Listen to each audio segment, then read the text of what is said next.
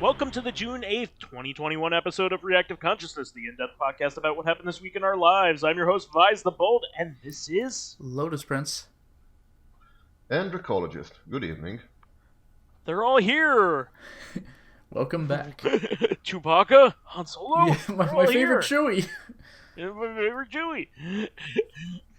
But yes, we have another wonderful week of goings-on to talk about. We have a couple big things, but like we usually have like a lot of little things to talk about, but we just have like a few like weird big things to talk about. So, getting started, probably the biggest thing that happened this week is an announcement about an announcement. So, Nintendo Direct was announced by Nintendo to be on June 15th. So it's still a ways away. It's next Tuesday as of this recording. So So enjoy hearing our talk about it the following week. Yeah, I was just gonna say I don't know. We might unless we have the CC for that week. Well, no, we can't. We don't record at that time. So fuck it. Yeah, I don't care. I don't think I don't we can care. make that happen. Yeah, I don't think we can make that happen, unfortunately.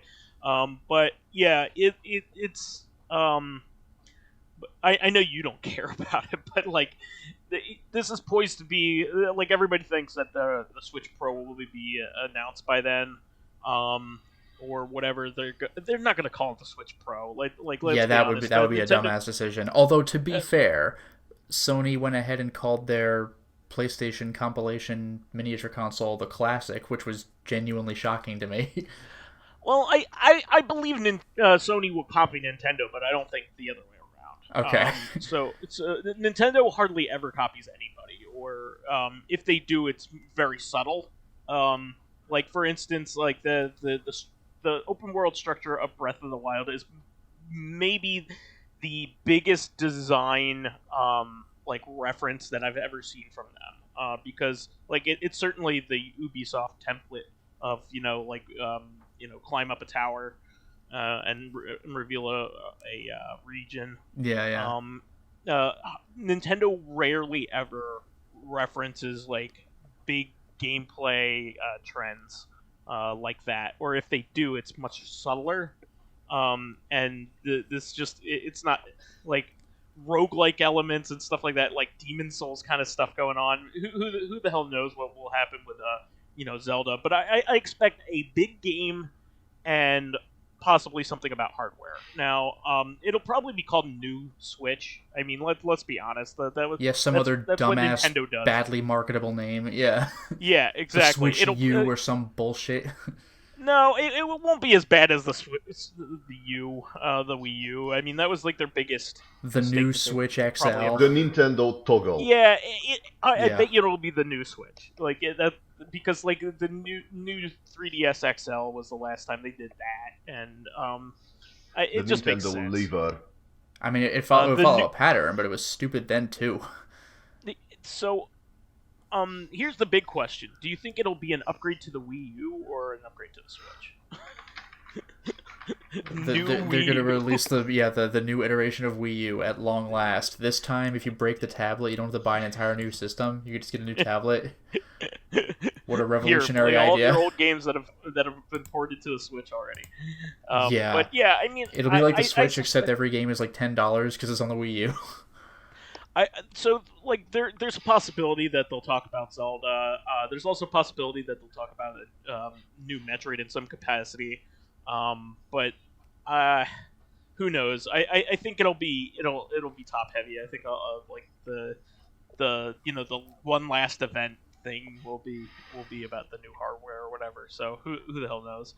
But yeah, it's usually during. I think it's noon Eastern Standard Time or something like that usually, or is it 3:00 Eastern Standard Time? Usually? I have no idea because I get 100% of my information on these things from posts about people who were watching it in real time, complaining about it or whatever.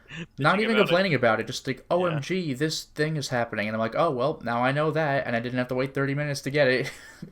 Yeah. Honestly, who knows? Because Nintendo is like notoriously really good at keeping their cards close to their chest. Yeah. So probably very few employees actually know what's going on. Really? I until, thought your until uncle worked at Nintendo. yeah, my uncle. We all have uncles that work at Nintendo. Yeah. my prediction is the West is finally going to get the Nintendo 64 disc drive. Oh yeah, the DD. Everybody. Yes. Just in case you wanted to play Dashin the Giant, even though you could play it for GameCube. GameCube PAL, yeah. Yeah, but you could, and it's much easier to do so. Yeah. And then the next thing that like people are talking about, I guess, is Yuji Naka is like unceremoniously like has disappeared from Square Enix, and then people were wondering about the nature of it, like whatever happened, and he just released Balan Wonderland. Yeah. And obviously Wonder Balan Worlds. Wonderland was a big disaster. Wonder World, I always keep calling that. Well, I know, I always say Wonderland myself because that sounds better. It would make more sense. But it's not. Yeah, because Wonderland is like, it sounds more like a theme park, which is... Yeah, like we talked about this before when I was the one who but- said Wonderland, because Wonder World sounded like that thing from Beverly Hills Cop 3, and then it turned out to actually be Wonder World, and I'm like, oh. Yes, oh. but isn't Wonderland is like somewhat used by Alice? Yeah, Alice really made that popular. Yeah, well...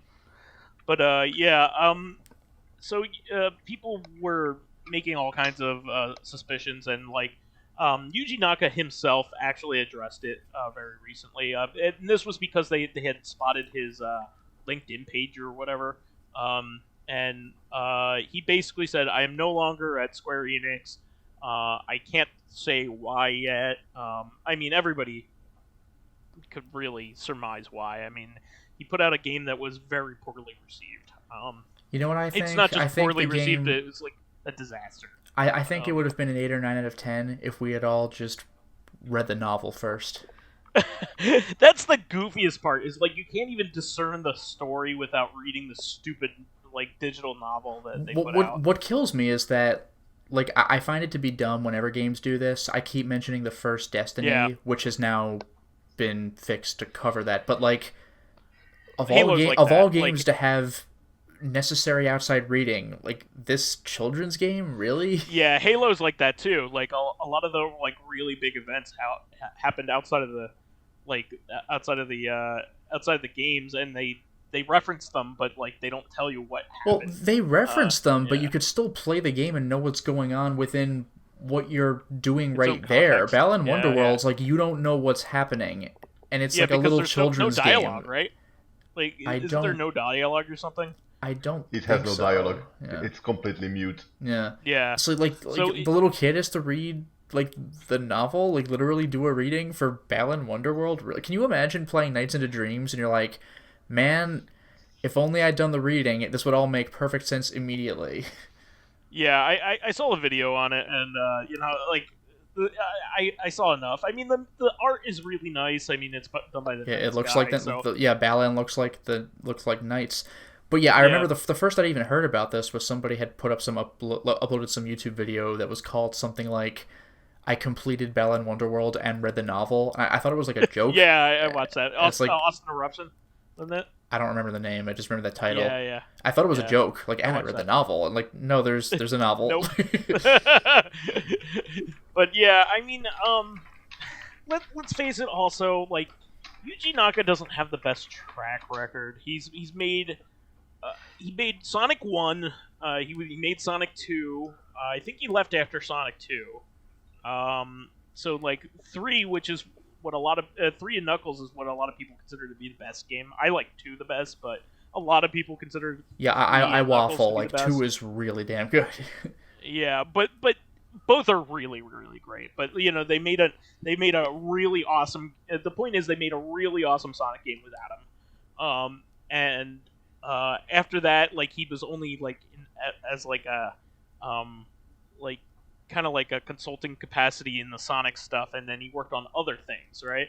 And Knights was one of them. And Knights was a gigantic it was a gigantic letdown at the time, because like Knights is a good game, but it's cool aesthetic, but it's like 25 minutes long. Yeah, it's an arcade game. There's no depth to it. There's more depth to Sonic 1. I mean, honestly, and you had to have a damn Saturn. Like my first experience with Knights was seeing Sonic Adventure 1, the casino level, where you pass through like a knight's world, and I had no idea what I was looking at. I was like, this looks awesome, and then it's just gone. Like, what was that? It was a reference to a game that nobody played because it was on a console that nobody owned. Yeah, like, I mean, I respect his no, he worked on Sonic 3 as a producer. Okay. So like he did work on that stuff, but like he worked on Burning Rangers, Sonic Adventure, Choo Choo Rocket was good. Like basically all this like early Sega stuff was pretty good. Yeah, Sonic Adventure was great too. Like a lot of that doesn't really hold up with the camera angles and stuff if you play with modern. Wait, isn't Yuji Naka made like what was that? Is a chicken game called? Billy Hatcher? Oh, you're talking about Billy Hatcher. Kiwi. No, Billy Hatcher. Ivy the Kiwi's way nowhere. Yeah. Oh, Billy Hatcher? Yeah, that was Yuji Naka as well, wasn't it? Yeah. And that game's like considered a classic by some people, not by me. But, that game is that thing that was on that one GameCube demo disc. Like, we also have Billy Hatcher. I'm like, what? And then that was the last I saw of that. Yeah, but like apparently it's a decent game. His post-Sega stuff has always been a little suspect. So like, he made Ivy the Kiwi, which is like probably the best out of all of that stuff on the Wii and the DS at the time, and that was a platformer. But then after that, he just made But like, it makes me think of Rodea Knights. the Sky Soldier, which was like lame Knights. Yeah, but I played it. And but like, Ivy the Kiwi came off as like an experimental indie looking kind of title too. Exactly. Like even Knights, if it were released today, would have that feel. It was just like it was put onto a like console a $20 back then. game. But yeah, and Knights was like a tentpole title for the Sega Saturn. Yeah, I mean the aesthetic was freaking amazing, and so was the music. But like, you play level 1, and you've played them all. Yeah, in fact, I barely ever put any time into that game, and I'm an apologist for a lot of this stuff. Yeah, so. I gave it a shot. I made it to like the first or second boss or whatever, and I was like, oh, okay. And it's not even that long, but I was like, all right. But yeah, I mean, he basically sounds downtrodden, which is understandable. You work really hard on something, and you make like a really lucrative deal with a big publisher, and there's like a lot of optimism, and then he just missed the mark. He made a very old school game that was fundamentally flawed. It's an old school style game that doesn't fit in today's world, and it wasn't a good version of that, which is terrible. Like, it wasn't even as good as Rodea the Sky Soldier, which wasn't that great if you ask me either. So like and it was put out on new hardware. It was put out on the PS5 and Xbox Series stuff, and yeah. I got that demo before it was delisted. The crazy like epilepsy inducing demo. Yeah, I got that demo. Jesus. But yeah, I mean, he's probably gonna come out and talk about it because Yuji Naka is unusually open for a Japanese programmer or Japanese gaming personality. Most Japanese business people are very keep their cards close to their chest. They don't talk about like the dirt or what happened or any of the drama. They usually keep very quiet about it. Yuji Naka has been known to like say somebody's an asshole, like just like straight up. He's kind of like the guy from Warp, Kenji Ino. He just like that guy's a fucking hero.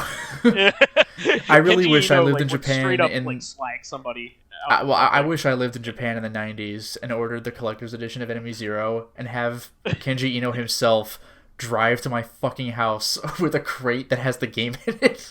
Or that game that came with a Warp branded condom. I didn't even know about that. For the 3DO. Oh yeah, he was a nutcase, but he was awesome. And he at like a PlayStation event, he like straight up like turncoat to Sega, because PlayStation fucked him with the first D. Yeah, exactly. That's what it was. To be fair, though, he secretly got them first by slipping in the uncensored disc. Yeah, no, I mean, what a hero. but that guy is unusual. Usually, like, nobody talks ill will of like their former employer or anything like that. It's very hard to get like somebody to be not polite about something or undiplomatic. Yeah. And Yuji Naka has been known to speak his mind. So it'd be interesting to hear what he says in the future, but I mean, it's pretty obvious that, he just got fired after putting out a bad game. I mean, let's just... And he'll probably say there was executive meddling or didn't get enough time to finish what his actual, grand design was, but, like, from the what game I've heard... is fundamentally flawed. It is I was going to say, from what I've heard, the gameplay looks, like, acceptable. It's just that... Like, you could get 1,000 powers in the game, and 99% of them are redundant. And you have a really cool cutscene with Balan, where you got a QTE, and there are many more throughout the game, but they're literally the same QTE. It's stuff like that, where it's like, good idea, but then, wait, what are you doing with it? Yeah, why don't you just make a focused, really good experience instead? But it's like what I say about, like, open world games that have fetch quests, like, or I need you to kill 10 slimes. It's like I'd rather have a game with lower completion time than one with higher completion time where a third of it is padding. Yeah, exactly. I mean, there is the odd exception where, like, The Witcher 3 and Dragon Quest 11 and Like a Dragon actually, like, give you enough content. Well, yeah, I was going to say that's not exceptions, because that's not filler. It's not like, there's this one game that did this bullshit, but I liked it anyway. Like, those games actually had different stuff for you to do. Yeah, no, Witcher is the amount of, like, story content in Yakuza different is type. Witcher is what now, Dracologist? Witcher is on a whole different level with the side quests. Yeah. Yeah, I mean, that is the game, really, is the side quests. Yeah, there's a lot of stuff like that where, like, same goes for Yakuza. Like, there are some chapters where it's like, go to building, watch cutscene, and that's literally the chapter. Like, you're supposed to do the side stuff. No, the side stuff is the fun stuff, and there's plenty of story in those cutscenes, the side stuff, so... Yep. But anyway, I don't think any of this is shocking, or revelatory. He's 50. I think he's 55 now. So like, he said he's possibly going into retirement. Yeah. Which makes sense. He probably made a lot of money over the years. I mean, he was Sega's like biggest producer for their most important character and franchise. So Alex Kidd. The mascot of Sega, Alex Kidd. Sega Gaga. Yeah. Sega man. But I very much doubt that he needs to keep working. I just think he wanted probably to do some fun stuff, and just it didn't pan out. And he probably doesn't have a whole lot of like good new ideas. It's just I'm just imagining he keeps trying to make Knights again. That's what I'm gonna say. Like, I was wondering like what his vision was, but just the execution is jank. Like, it makes me think of like Shenmue 3. Like, I'm sure the story in Yu Suzuki's head is just incredible, but then Shenmue 3 was just spinning its wheels. In that. They should have had one little hub. It's one hub to do things in, and confronting Lion D, and that should have just been it. Mega 64's got to release a new video, like, which is literally the same video for their what Shenmue 3 would have been, but just slap a 4 over the subtitles instead of the 3, and like it's still good. He meets up with Landy in Oregon. I mean, the Mega 64 version of what Shenmue 3 turned out to be is like way better than what actually he travels across the US punching every tree on the way. He farts to the moon. I mean, like, I finally understand the punching the tree thing, by the way, because that's something you gotta do in Shenmue 2 to knock leaves off of it. Like, I want you to knock X number of leaves off the tree, and you're like, oh god, really? In Oregon. So Oregon of all places. Ugh. It was by a Tai Chi master who looked like he lightly slapped the tree, and like 1,000 leaves came off, and you're like, what? It was freaking awesome. Shenmue 2 will go down as the best game in the series, for sure. Is it? Yes. It is, actually. Shenmue 1 is a clever idea, but so much of that game is waiting. Shenmue 2 advances the plot and gets shit fucking done. Shenmue 3... And this is bad on me because I haven't played the game, but from what I've heard, it looks like the gameplay is fine, but like you don't really advance in the story. Like you're no really further off than when you started. Yeah. Spinning them wheels. Yeah. So anyway, moving on. Video game royalty. Ken and Roberta Williams. Yeah, what a name, right? Because King Graham. Yeah. Ken and Roberta Williams are famous for single-handedly founding the graphic adventure genre. Yeah, not the adventure genre, but the graphic adventure genre. To be honest, like this is like congratulating the caveman for inventing the stick. We kind of someone had to do it. Yeah, but someone had to do it. But I'm much more like a refined powered to make holes in the wall rather than a stick. You're not giving them enough credit. Yeah, you gotta get there though. I give them enough credit, but the Sierra Polytechnic games had a certain. I mean, they were made in the late 70s, early 80s. I mean, like, what do you want? They pioneered like video games. I'm not talking about fidelity. I'm not talking about fidelity. I mean, I know that you can. I know that their games are famous for moon logic and getting you into like unwinnable states. But like, what do you want? They were the first. The Dead Man Walking was strong with the Sierra games. Oh yeah. Well, King's Quest 2 fucked you real hard. Let me explain, guys. Let me explain to the audience who may not know the Williamses. They are the creators of King's Quest in particular, the King's Quest series. Roberta Williams tends to get the majority of the credit, which she's like one of the early badass female video game creators. I think she's shown up on the cover of at least one of their games at some point. Well, soft porn adventure, yes. Oh, was that what it was? Yeah, she's one of the girls in the hot tub. All right. So, for those of you who don't know, before Leisure Suit Larry, Sierra Online made a text adventure game called Soft Porn Adventure, in which she was on the cover. Naked in a hot tub. You can't see anything, but she was naked in a hot tub.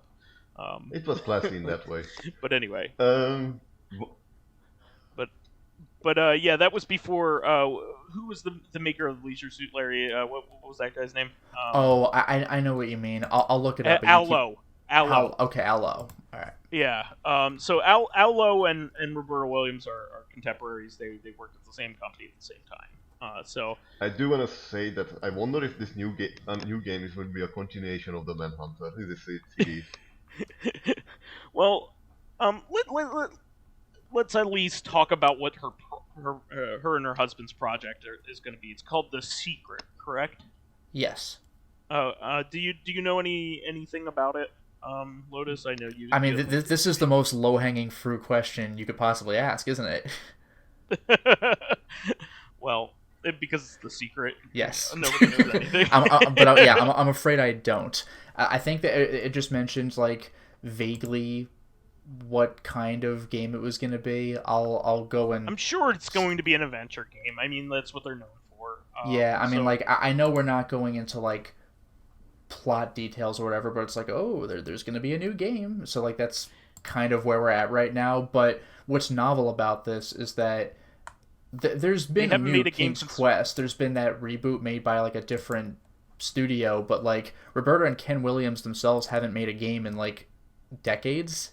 This is actually they made big so deal. much money back in the 80s and early 90s that they basically retired very early on all of their money that they made for Sierra. And it looks like as far as The Secret goes, we really don't know anything. Like, it says it's expected to feature the classic Sierra title, but like, as far as actual information, I don't think we know. It just says that they were lured back into the fold thanks to Roberta having an idea for a new game at the same time Ken had been tinkering with the Unity 3D engine. So, like, we don't know anything. We just expect it to be some kind of adventure game because that's what they do.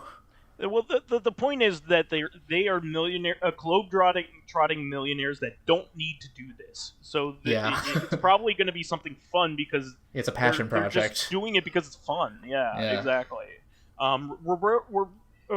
Ken Williams is basically known for doing like backbone kind of stuff, just like you were saying, like engine kind of stuff. And Roberta is primarily credited with like user interface and like and design of the game. So like everything that you like about King's Quest is basically from her ideas. So and from there, you know, all of the other adventure games from Sierra were born. You know, Gabriel Knight, Police Quest, Space Quest, Leisure Suit Larry, all that stuff. Would you consider Gabriel Knight more of a Jane Jensen game?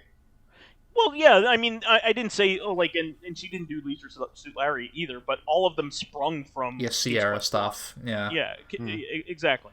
So, we will be talking more in depth about, you know, their creations later in Corrective Consciousness this week. But it's a pretty big deal that she's making something. She's also a lot, really fun to listen to in interviews because she's a really brilliant person and. Yeah, she seems just like she's having fun, like in the interviews. It's just like, I'm happy to be here. Like you gotta love it because so many interviews are like polite, professional, but she seems like genuinely pleased to like be talking about this kind of thing that she loves. Yeah, she likes talking about her work. She likes the talking about like the process of making a game. She's like, you know, just really smart and intellectually curious kind of person. So it's really fascinating to hear her talk, and she does give interviews from time to time, so it's not like she's a hermit or anything. Yeah, I mean, she really like cool. I mentioned, she showed up, or I don't know if I actually specifically mentioned this, but like she showed up when they were announcing the King's Quest like follow up from the new studio with like Old Graham, and she was there for that, and it was cute too because she like had the Graham hat that she passed over to the other guy who was doing the game. It was like, hey, passing of the torch kind of thing. Yeah, exactly. The hat was the torch the whole time. With a little red feather in it. But yeah, exciting stuff. I mean, obviously, you know, like you said, there are gripes you can have with any early design of anything like that. Some of those old games are bullshit. Personally, looking back at it, you know, the games that have aged better have been the LucasArts games because, like, they weren't in unwinnable states and stuff like that. But you also have to remember that the Scum games, like the Maniac Mansion, legacy games from LucasArts, didn't sell nearly as well as the King's Quest games. The King's Quest games were everybody owned King's Quest, like at the time. Like anybody who had a computer, it was like Myst. Like everybody had like all the King's Quest. Even games. If you don't know how you had it, it just like magically appeared. Like I just somehow had King's Quest 2. I think we had 2 of them. I remember getting King's Quest 6, but King's Quest 2, it's like an eldritch horror. It's just always been there. I don't know how it got here. Yeah, I mean, Space Quest was their comedy series. Police Quest is their hardcore King's Quest simulation. is a big comedy as well. King's Quest has comedy, but Space Quest, the whole premise is just stupid. Yeah. And Leisure Suit Larry is obviously the rival, like comedy one as well. But what was that? It's not like like Space Quest is comedy, but every time you die, like blown into splats. Is it like getting splattered in very horrible ways? If you had to pick a series that was like most like the LucasArts games, it would probably be the Space Quest games. You know. That makes sense. They kind of had like that fantasy, like sense of humor kind of edge going on, but it was sci-fi. You know. Your name is Roger Wilco. Yeah, exactly. Over and out. You were a janitor, right? I think you were. Janitor, Yeah. And what I do like that, like Police Quest is actually like very strictly following some rules, but that's the one you don't go back to. Yeah, Police Quest, like you literally have to be a cop. Like there are some rules that are like nitpicky even for them. They give you a manual that you need to follow while you're playing. I think there are moments where it like kind of goes into like slightly action movie thriller territory. But like a shootout kind of thing. You're never gonna make it there because the intro is fucking brutal because you have to follow everything to the letter, and that's very hard to do because you don't know what the law is. You have to follow exact procedure to pull somebody over, and give somebody a ticket. Like it's just insanity. It's hard to believe that eventually that series evolved into the SWAT, first-person shooter series. It's just really funny to me. Fuck it, throw a flashbang. It's fine. Yeah. You have this ultra hickey persnickety series that was made by an actual cop because he wanted people to understand cops. Yeah, and SWAT itself will still punish you for doing certain things wrong, some of which you really might not expect, but it's way more lenient. Like that. It's not like that. I think Rainbow Six is a little better choice. Sure. The old one, not the current one, which is like basically just here have some specialists shoot each other up in a we're not talking about Vegas. No. But anyway, moving on. We don't want to get in the weeds, but I just thought that was cool that Lotus brought that up. Yeah, the secret. And this next one, you have some drama to talk about. This is pretty crazy. Yeah, this is one of the more colossally, I suppose I could say, face palmy kind of stuff. I'm sorry. What kind of stuff? It's face palmy and cringy. Yeah. So basically, you may have heard the name David Cage. He's famous for being in Quantic Dream, and he's released a lot of games that have like cult followings, but generally they're not the biggest like mainstream hits. Like everybody's not playing Indigo Prophecy. Like Detroit Become Human is probably as good as it got, but it's still a lot of like. People complained about the games being samey, walk around and make a choice that influences the plot later, and either you like that kind of game or you don't. But he's made several games. I don't remember if Omicron was Quantic Dream. Like, it's David Cage. That was their first. That was their first game. That was? And okay. It was surprisingly good. Because it's very different from the rest, which is why I was wondering. But yeah, then there was Indigo Prophecy, known elsewhere as Fahrenheit. Both titles make sense, by the way. Play the game to find out why. Then there's Heavy Rain. No. There's Beyond Two Souls. I played a long time ago. There's Heavy Rain. There's Beyond Two Souls with who is now known as Elliot Page and Willem Dafoe. And like I just mentioned a second ago, there's Detroit Become Human. But recently David Cage and Quantic Dream have come under fire. It says, like, what I'm reading right now is translated from an actual French article because, they're in France. But it says, on May 27th and 28th of this year, a trial was held in the Paris court between Quantic Dream and two newspapers, Le Monde and Mediapart. I hope I'm not butchering those pronunciations. But that means the world, like El Monday. Yeah, Mundo in Spanish, so maybe. But in any case, But in any case, Quantic Dream is suing them for defamation for articles that reveal the existence and distribution within Quantic Dream of racist, homophobic, transphobic, and Nazi photomontages. What? A practice of social fraud set up as a system, and more generally a toxic corporate culture. So they're suing for defamation, but at the same time there's like cripplingly embarrassing stuff that makes Quantic Dream like not looking very good in this, because it's like, oh well, maybe the newspapers are lying, but like there's weird stuff like as the trial's starting, like, I'm not under oath, so can I lie? And like, quotes like that. It's like, is this real life? David Cage was saying, like, you're interfering in my business. This case is about my honor. Literally leaving the courtroom in tears over this. But apparently, where is it? Apparently, like, a list of comments he allegedly made in public was cited, in my games, all women are whores, which, I've only played 2 of them, but, like, it's skirting that territory, not gonna lie. There's a sex mini game in Fahrenheit. Wait till we get to the. Wait till we get to Omicron. Do you know about the thing in Omicron? No. Do you know what the premise of Omicron is? Something about like a cyber city that was run by David Bowie. I don't know. Well, he's in there, but he's not running. Oh no, that's right. David Bowie was 2 roles. What the fuck? But in any case, the very beginning of Omicron. By the way, I should mention I'm gonna keep saying Omicron, but the game is known outside of the U.S. as the Nomad Soul, and it's known in America as Omicron, the Nomad Soul. Yeah. Yeah. But the very beginning of the game is a character talking to the camera, like to me, the player. Like, you need to come into our worlds and help us out. So, like, you, the player, are the Nomad Soul, because you take over this guy's body, and when you're done with him, either, congratulations, so it's you like leave... Geist or whatever? Like, kind of, yeah. So when you're done with this guy and you need to go to somebody else, I guess he gets his life back. Or there are certain cases where the plot demands that the guy you're in dies, and then you go to somebody else. Like, yeah, that's what happens. But you take over this guy's body and you can go into his house and everything.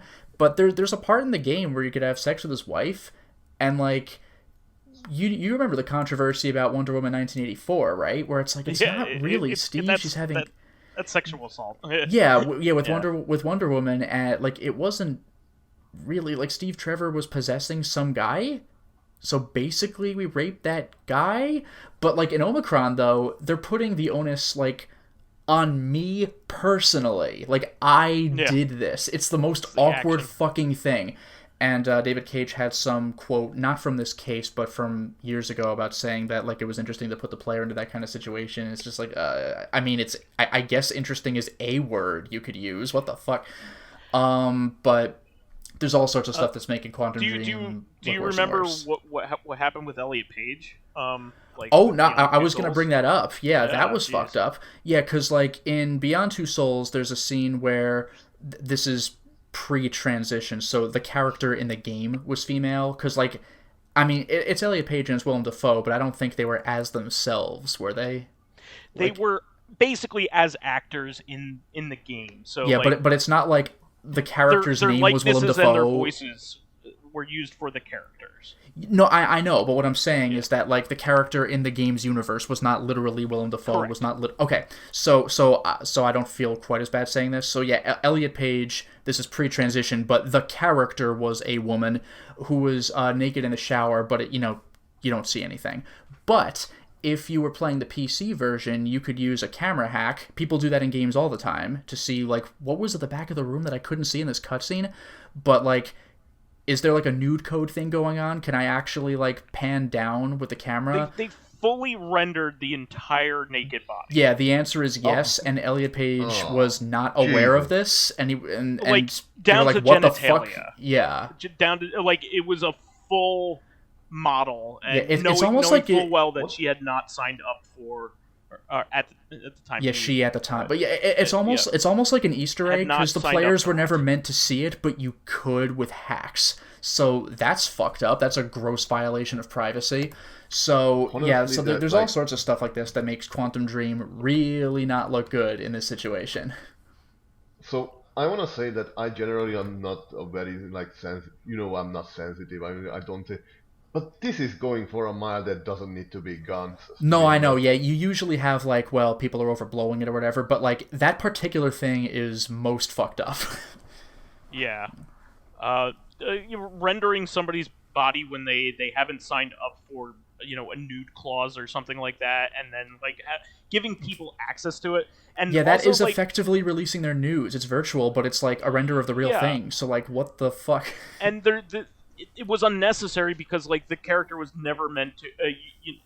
The player was never meant to experience that. Yeah, you never even saw the breasts. It was like a top shot, like, oh, I can tell they're naked in this scene, but like, nope, they really did the whole thing. You know what it's like? They were also very young at the time too. Like, yeah, that's the also character was up. Supposed to be a teenager. Like, yeah, like you know what it makes me think of, which is a much less not safe for work example. Demon Souls when you fight the dragon god. Yeah, like the big guy at the end of the demo. FromSoft didn't need to do this, but they rendered the whole body for him, and you're never going to see it. He's just hanging off that cliff.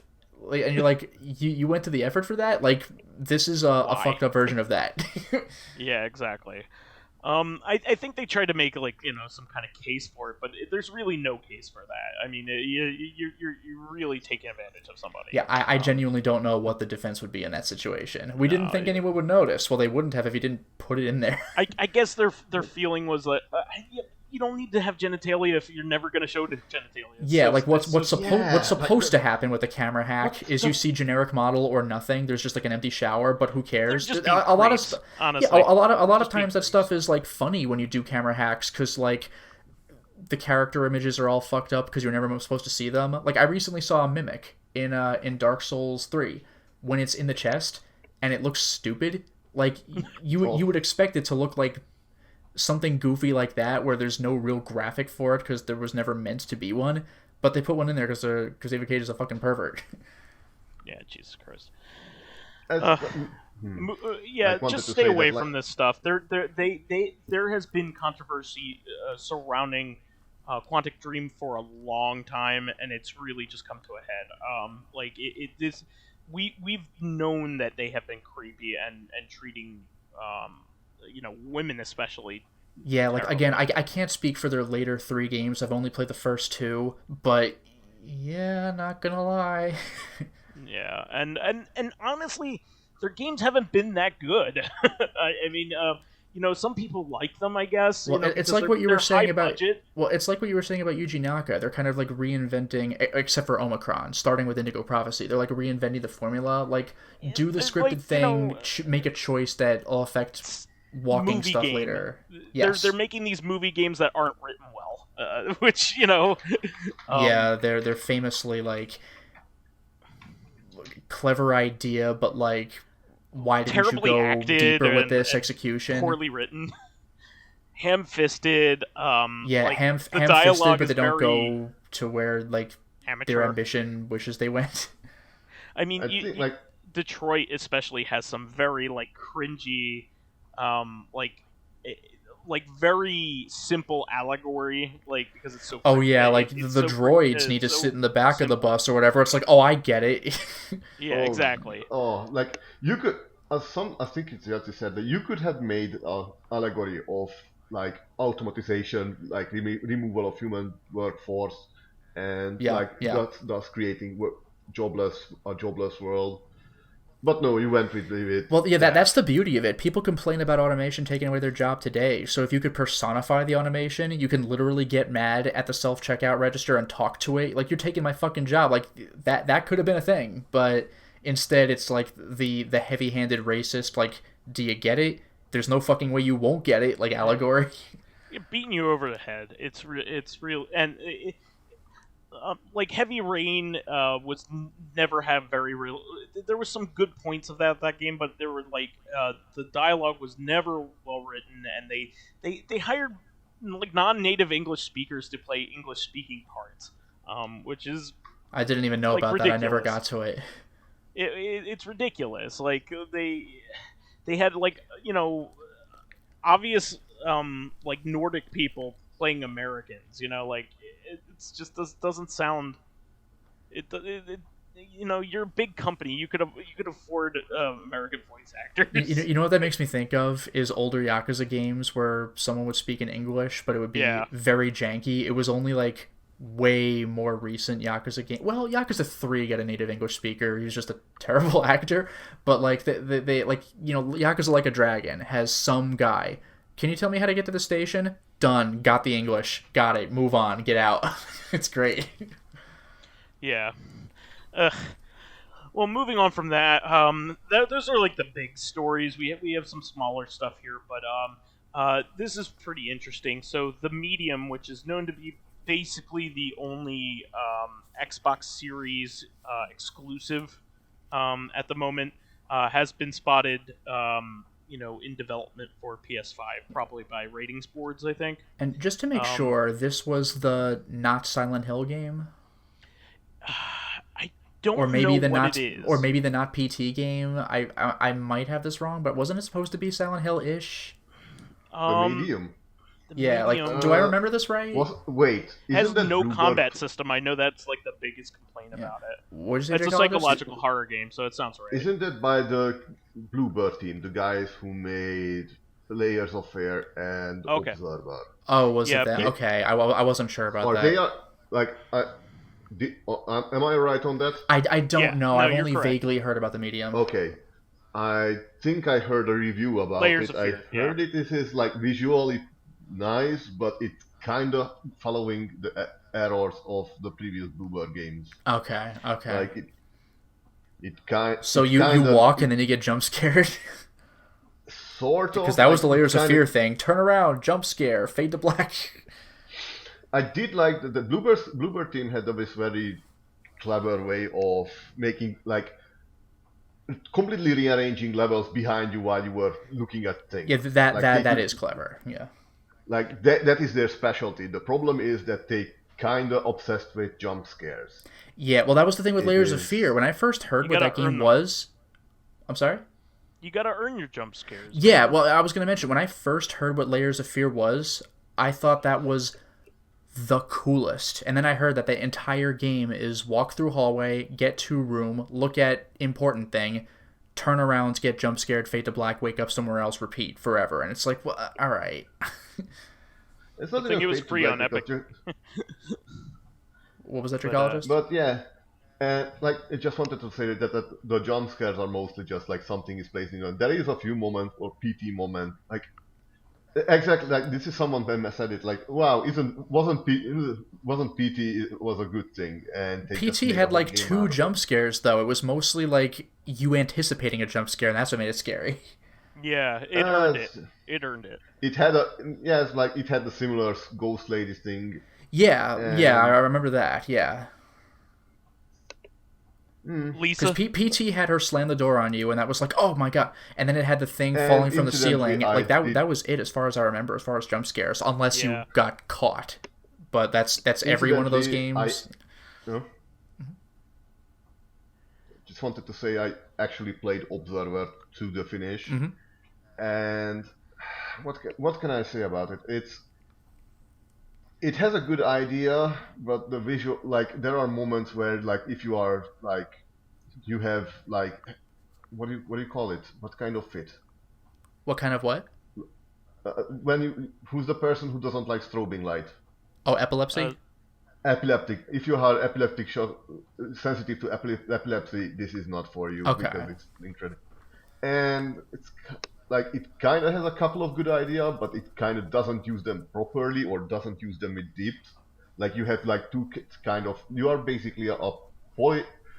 The whole thing has this great idea of like end of Cold War, like sort of concrete brick brutalist building mixed with cyberpunk in Poland. Yeah, you playing cyberpunk in Poland, which is amazing in this regard. But like there are mechanics that are not deeply used properly, and the only interactive mechanic what I just like you can do is basically you have this stress meter that you invisibly go up every now and then, and you have to like administer yourself some sort of sedatives or something to so the screen you don't get eye ache from the over the screen filterings. So yeah, well, I guess the larger point of talking about this is that Xbox doesn't really have anything the only thing that they really have coming up is the new Halo game, Infinite. So and that may even be coming to PC. So because a lot of their big tentpole titles have also came to PC or eventually do. So I guess I think a lot of people that are entrenched in the Microsoft or the Xbox brand or picking Xbox aren't really doing it because of exclusives. Because if they were, they wouldn't be there. Yeah, they haven't had exclusives since like the 360. Yeah, exactly. What do you have? Rare Replay is basically the only thing in Crimson Dragon, which is a terrible game. Oh, okay. You know, like you had Fantasia, the early Kinect game on Rise of Xbox Nightmares. One. Yeah, exactly. There's very, very little. Well, Rise of Nightmares was a 360 game. Jeez. That's what I'm saying. So, yeah. But no, Fantasia was like an Xbox One Connect game, there were even fewer of. Those exist. Yeah. Yes. But yeah, I think that was like the last big game made by the Star Wars musical Harmonix. Connect. Oh well. The greatest game ever made. the disco Star Wars and I'm solo dancing. And I'm solo. It's the best. But yeah, I mean, what I'm trying to say is if you get onto Xbox as of this point, you are there because your friends have played a lot of multiplayer with Xbox. You want a PC-like experience, but don't want to put up with building a PC, which is perfectly understandable because there's a lot of bullshit involved in that. Like building your own PC is expensive, and like there's a lot of bullshit associated with it. Trying to find a fucking graphics card this day and age is fucking nuts. Like a decent one, because you have to fight Bitcoin miners. But you have to realize that a lot of the people like it for the multiplayer environment, which is admittedly the best. I mean, it's even better than the PC experience, if you ask me. I think their multiplayer experience is the best. I don't play on a lot of multiplayer, so I'm not interested in that. But I can see why somebody would be, and why people since the 360 would be entrenched in that, playing with their games for 20 years through Xbox Live. I mean, there's a good reason to follow your friends through each of those iterations. There's also the fact that it's a really good media device above all, and it also syncs up with your purchases on PC. So if you are a PC gamer and you kind of want that to be a supplement, that's really good. And Game Pass is like one of the best deals around. Game Pass so far has been the only thing even close to like a Netflix-y kind of like here have this gigantic selection of games, play whatever you feel like, even brand new stuff. Go ahead, go for it. And it's very well priced. So like if you're into that, I can see why you'd be into it. But like a lot of people were saying, all these console war people, all these like children, like just let these people made a conscious decision to buy it and stay with Xbox. I mean, that's what they're doing. They did it for logical reasons. You just don't agree with them. What if you are a big Halo fan? What of it? Halo is a great series and has stayed great. There really hasn't been too many misfires in Halo. So the Master Chief Collection needed a lot of help after it got released, but eventually it turned into a great collection. So I mean, my point is, this is not the place for exclusives. PS5 is obviously the place for that. So it's not really necessary for their success. They've been doing well otherwise. Then moving on, Strictly Limited. I just wanted to put this out because one of the best modern shmups that has been made in a while, Rolling Gunner Overpower. That's the version with like the expansion added to it. For a long time has not had an English, Western physical copy. And finally, Strictly Limited Games has announced that they're coming out with a Switch PS4 physical copy of that. And it is a fantastic game. If you're only going to pick up like one shmup, it's like one of the best. It's very beginner friendly. It's a lot of fun. It's very good on the on the expert end as well. So it's just like one of those games that grows with you. You just get better and better at it. And it's a lot of fun to begin with. So I really, really, really recommend that game because it's a lot of fun. It originally started out as a Dojin shmup. It's just like a game that like somebody made that was sold at Comic-Cat like on a disc, and now it's like considered like an all-time classic now that it's available on Steam and Switch and PS4. So definitely go for it. Definitely worth your time. Also, I wish someone would make a.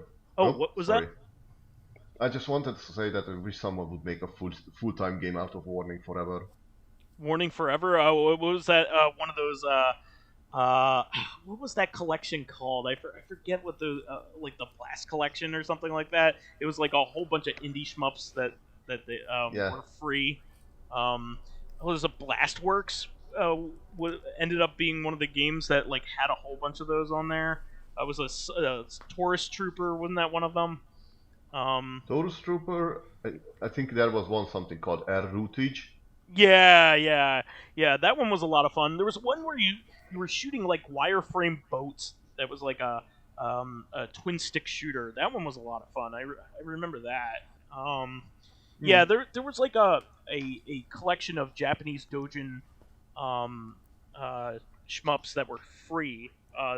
Like in the early 2000s, that was just really. There is something a game called Shooter Solitude, which is also just one level. Yeah, I remember that one too. Yeah, there were like a ton of them. So like, but most of them were just like introductions to concepts. They didn't have much structure. Yep. But Overpower. This game was just Rolling Gunner is just really good in general. It's one of the best shmups of all time. Well, it's a more complete game, not just a concept. Exactly. It's a complete game, and it's not it's not gatekeepy. Like all the cave games are so hard that it's impossible for a newcomer or somebody who wants to casually play it to play it. I think the problem with these bullet hell games that they are introduce a bunch of mechanics and then tell you that if you are using them, then you are bad. Like, thanks, right? You're punished for anything that makes your life easier. It's not like Literally. Imagine like if someone would tell you like here are a bag of nails and hammers, but if you're using those to affix like wood together, you are some sort of wimp. Not only that, but a lot of bullet hell games, if you start excelling at them, if you start getting good at them, the game gets mad at you and kills you. Like the game will introduce an invisible rank system so that you don't even know that you're participating in, and eventually the game gets so hard because you're being good at it that it becomes nearly impossible. And to the point where you have to strategically earn enough points for an extra life and die to lower the rank to make the game possible. It's so stupid. It is the most obtuse game design I've ever heard of, and I don't blame people for not wanting to get involved in that. It is so this is hard why I like Tyrion. and so like cryptic that like it doesn't even approach anything like that in any other genre. There's nothing like that in any other genre. Like you get good at the game and it kills you. Like there's nothing else like that. Like most games reward you for mastering it. These games punish you for mastering it, which is so dumb. They give you bombs that work against your score. So like if you use them because you're in trouble or you need to clear a bad guy, it will lower your score. So you're not supposed to use your entire arsenal that you're given. It's stupid. But yeah, this is me complaining as a shmup fan. I think that's really again. I played a fair amount of shoot 'em ups, but I still think that Tyrion is one of the best. Oh, Tyrion's its own thing, though. It's not really a traditional shmup. It's more close to a Euro shmup, PC shmup, but it is a lot of fun. It's a shoot 'em up. It is a lot of fun, but it's. I don't even think you can compare it to Japanese type cave. Like something like even Rolling Gunner. It's so far away from, if you ask me. But I'm waiting for if someone would make a hybrid of the two style. Yeah, I mean, what's cool about Tyrion is that it has a story, so that's a lot of fun. So, yeah, I mean, I think that's pretty fun, and it just was interesting because of that. I thought the design of the actual gameplay, though, was a little spartan for my tastes, personally. But that's just me. So, moving on from that, we also had a surprise announcement of the Taito Egret 2 Mini. So this is another one of those mini, like consoleized, like mini arcade machines. That it's very similar to the Astro Mini that Sega put out, but this time it's with Taito games. So there's some really interesting features here that have not been done before in this style. One of the coolest things about it is that you can change the orientation of the screen itself, which has not been done before, to my knowledge, on a mainstream, like, mini console device like this. That's really cool. I mean, you could basically put any of these games into Tate mode like they were originally intended, and just flip it around. They have not revealed all of the games that are on it quite yet, but they have revealed that there will be 40 games on it, and there will be 50 on the limited edition version of this. Now, I normally would really want this because there's some really cool features, especially in the limited edition one.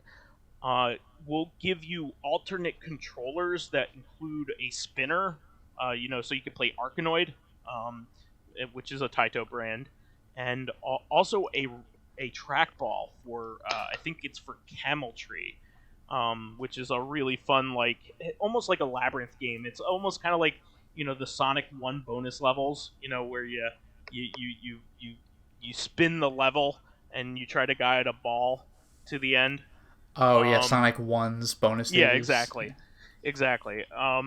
That's the best mainstream example that I can think of. But they have announced that Space Invaders Lunar Rescue kicks, the original elevator action, Chack and Pop and Bubble Bobble, and Global Champion, which is Kaiser Knuckle, which is one of their popular, like, Street Fighter 2 clones from back in the day that never got a home port. So, and then the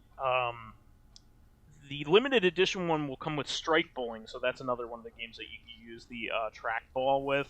Camel Tree, just like I said, Plump Pop and Sylvalian, which is a fun shmup with a dragon in it. That was pretty fun.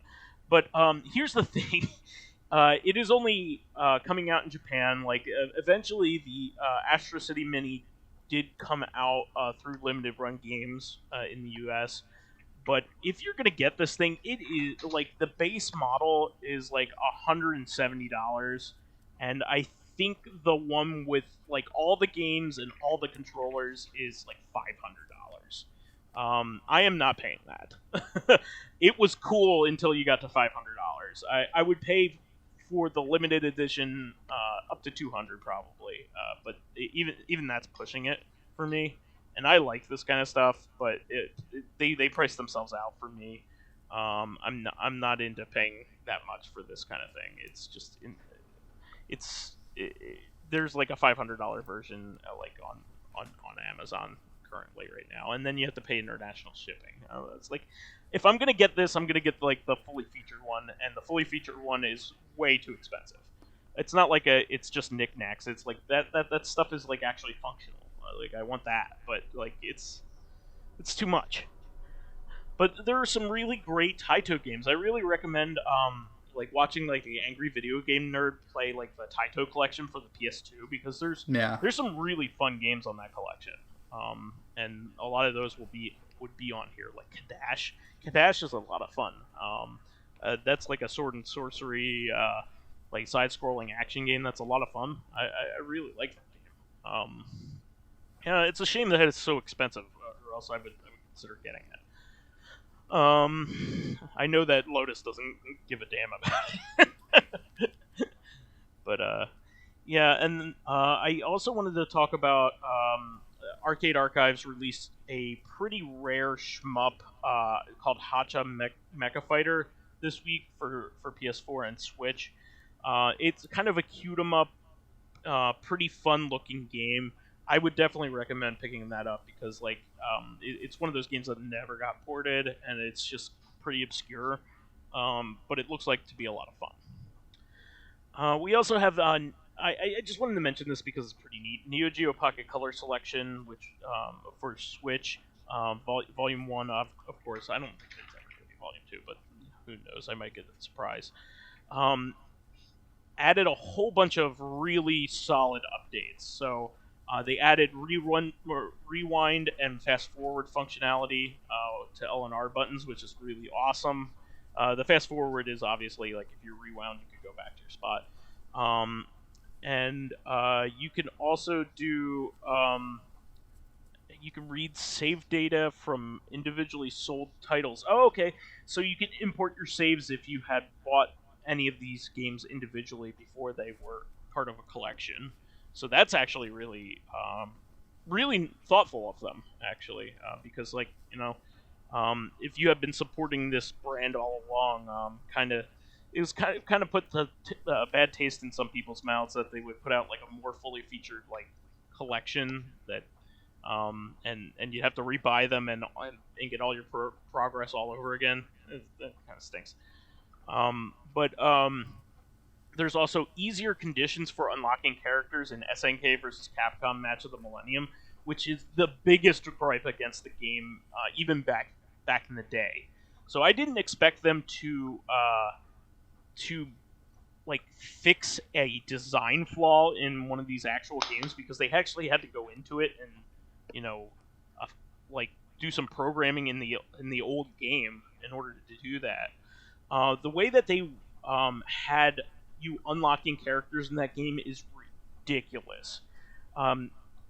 Essentially, you are shown a silhouette of a character, and you're giving like a 3x3 grid, 9 squares that you need to uncover by beating the game a certain number of times. And each time that you beat it, depending on how high the difficulty, you may get like 4 squares. So it'll reveal 4 sections of that character's silhouette. Well, here's the thing that really, really sucked. Your squares might be used for squares that have already been revealed. Oh, so it's like a roll of the dice. You might beat the game and get literally nothing if you have the worst luck. Exactly, and you know how hard SNK bosses are. Well, it's like in Fire Emblem, right? In some of the older Fire Emblem games, the stats that leveled up it's a roll of the dice for each, and your maximum level is 20. So you might level up once and get 0 stat boosts. Yeah. So your maximum level is 20, but whoops, it's actually 19 for that character. Terrible game design. There should be a tolerance or something. You could have bad luck, but like not such bad luck that it's not worth it for you to do it at all. Completely taking away your efforts in playing the game. And there are a lot of characters to unlock in this game. So there are 6 unlockable characters. Imagine going through that for you could feasibly, this isn't likely, but you could feasibly play through the game 5 times and still not unlock that first character. It's 18 times ridiculous. At the absolute bare minimum, and that's already more than enough for me. Yeah, no, it's fucked up. And I remember when I owned the game back in the day, trying to I had only ever unlocked 2 of the characters, and I had played the game a lot. And I finally got a copy of the game where somebody had traded it in with everything unlocked, and I was like, oh, thank God, I can actually play as Akuma now. It's just crazy. This is a really stand-up thing that they did. They actually went into an old game and fixed it, which is saying quite a bit. I don't know exactly. They don't say what they did in order to make it easier, but I would imagine that it either has less of a requirement or it just doesn't try to reveal squares that have already been revealed. So that's the bare minimum they can do. So I'm excited because that game in particular is a really awesome game, and giving it a much better second chance is one of the best things that's happened for me. As a fan of this game, I really loved it, and I hope more and more people play it as time goes on. Moving on, just a couple little things. Mister finally has a Wonder Swan beta. If you are a Patreon subscriber to the programmer of the Wonder Swan core, he has finally released it, so you can play some Wonder Swan games on your Mister. That's really cool. It'll probably go public, in the next few weeks, maybe a month or so, usually that kind of thing. But that's really awesome. We finally have like a good way to play Wonder Swan on the TV, which never really has been done before. There have been emulators, but this is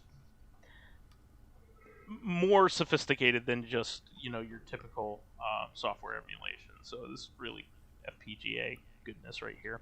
And one more final thing from me. I just wanted to mention this because I've been a fan of this comedian for a long time. But I don't know if everybody's heard of him, but Keith Apicary, who is a character of the comedian Nathan Barnett. Do you know Keith Apicary, Lotus? Yeah, I've seen him pop up a couple of times in like Cinemassacre stuff, and I saw his famous Neo Geo song. It was great. Do you know Keith Apicary, Dracologist? Never heard of him, sadly. Oh, okay. You should definitely look up Keith Apicary videos because one of the funniest things he did was he did the roast of the angry video game nerd at Too Many Games a few years ago. Yeah, his whole thing is he's just like. He's super awkward. Yeah. Like, I mean, you know how roasts normally are. You make fun of the person who's being honored that day, but like Keith Apicary's roasts were like intentionally pathetic. It's like he's really bad at foot races. It's like, what? Well, his whole like conceit was also that he didn't want to be mean. Yeah. So like. He was intentionally bombing a roast because at a roast you're supposed to be mean. One of the things that really made me laugh in one of his videos was, like he had told some joke, and I mean the whole thing was scripted, but the line cracked me up. He told some joke, and the person like gave a polite chuckle, and he's like, yeah, I'm sort of really hilarious. it just got me. Well, his whole persona is that he's like, dorkily dressed. He's also a gangly guy who his hair's wildly out of place. He's bald, but like he still has a side hair all over the place. And here's the thing, Nathan Barnett outside of this character is also a funny comedian outside of that, but he's also like an expert level dancer. He's actually very good. So he as you don't expect Keith Apicary, who's like the biggest dork in the world, to be an amazing dancer. He pops it out in some of his videos though. Yeah, he does, but every time it's very surprising. Let's just put it. Yeah. He even when you're like, oh yeah. Plays this character so well that you don't ever expect it, even if you've seen it before.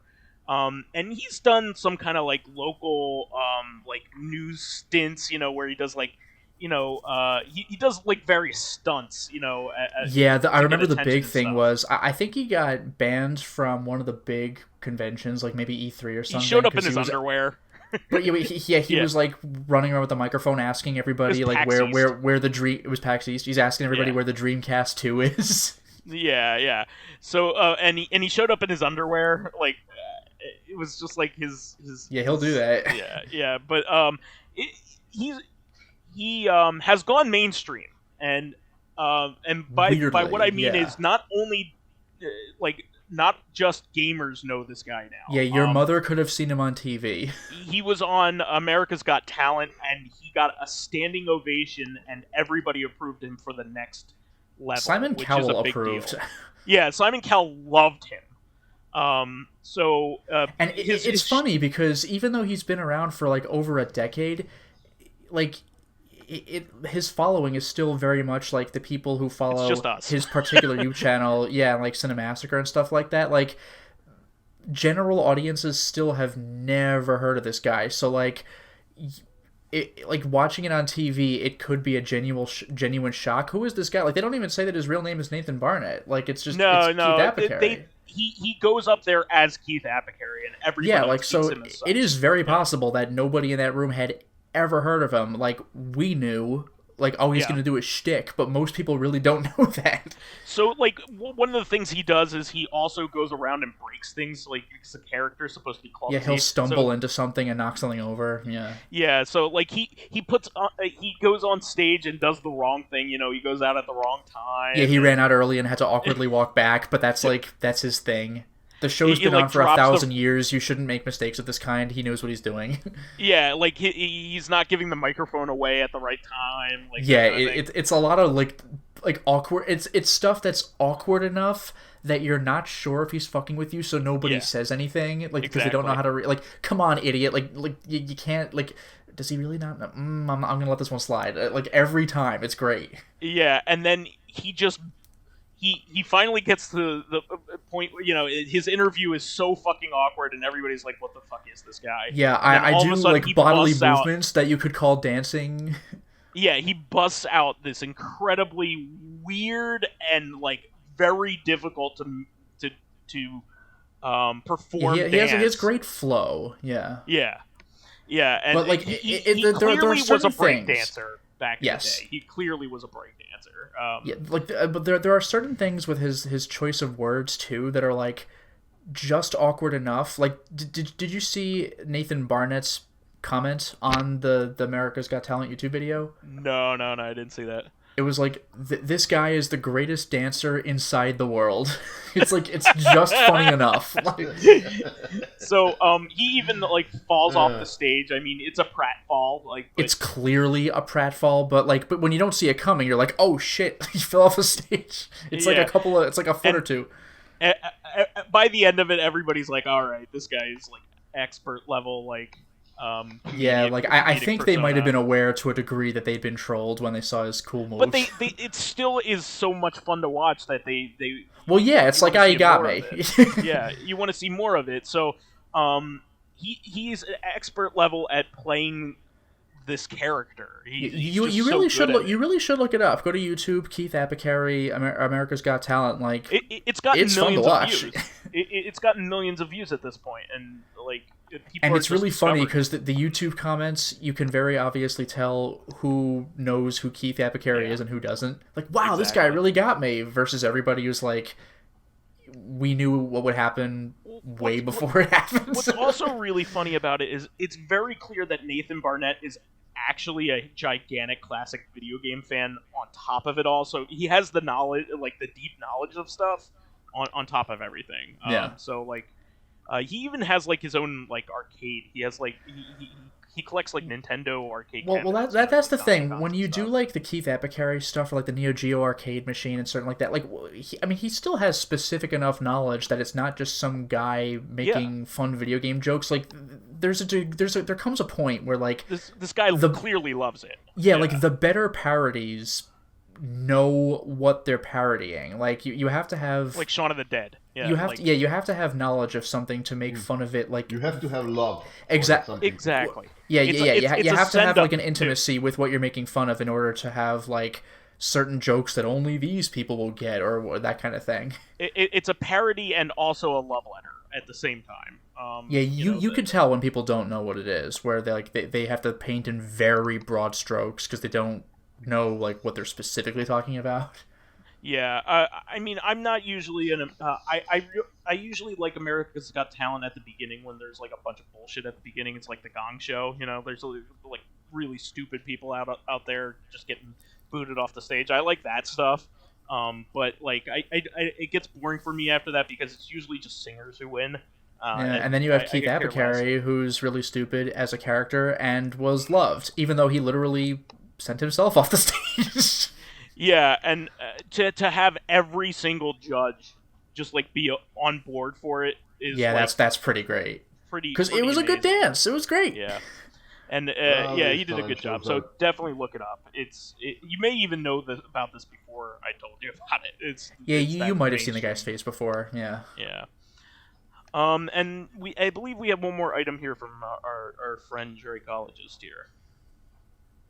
Oh yeah, recently just came out that the developers of I Divine Cybermancy and recently people love that game.